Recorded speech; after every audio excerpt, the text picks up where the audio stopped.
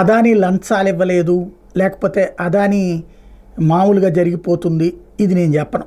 అది అంతకంటే వెర్రితనం ఎవరికే ఉండదు.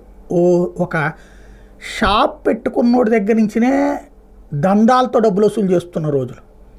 చివరికి కడపలో ఏం జరిగింది? అదానీ వాళ్ళు వ్యాపారం పెడతంటే డబ్బులు అడిగారు అక్కడ. అది ఇవ్వలేదని నేను పగలగొట్టినటువంటిది కూడా చూసాం కదా.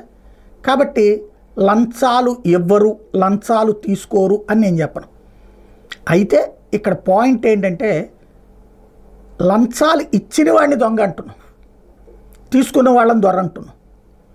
ఎవరు అధికారంలో ఉన్నా లంచాలు తీసుకునినే పరిశ్రమలకు పర్మిషన్ ఇస్తున్నారు. అలా చేస్తే సర్వనాశనం. ఎందుకంటే విభజిత రాష్ట్రం, హైదరాబాద్, చెన్నై, బెంగళూరు లాంటిది లేని రాష్ట్రం. ఇప్పుడు ఆ స్థాయికి పోవాలి అంటే భారీగా పరిశ్రమలు రావాలన్నప్పుడు లంచాలు తీసుకోవడం తప్పు అవుతుందా, రైట్ అవుతుందా? తప్పే అవుతుంది. అయినా లంచాలు ఇచ్చి వస్తున్నారా? ఇది తేలాల్సిన అంశం నెంబర్ 1.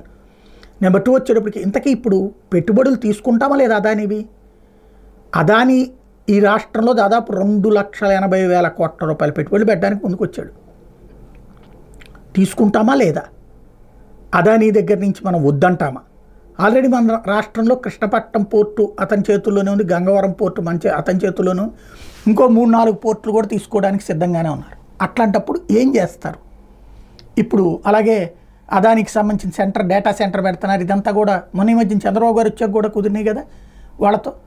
ఇప్పుడు అదానీ ఇట్లాంటి వాళ్ళు కాబట్టి వ్యాపారాలు ఏది వాళ్ళంతటా వాళ్ళు లంచం ఇచ్చారు, వీళ్ళు బలవంతం చేస్తే ఆ కారణంగా ఆపుతారా? అదానీ పెట్టుబడులు తీసుకోరా?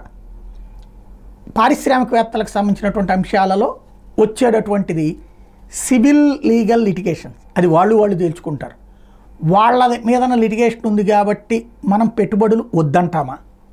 వద్దు అంటే కనుక అసలు ఎవడో ఇక పెట్టుబడి పెట్టాడు, మనం చిల్లర కొట్టు బడ్డీ కొట్లో పెట్టుకోవాలి. కాబట్టి ఏం జరుగుద్దో చూడాలి.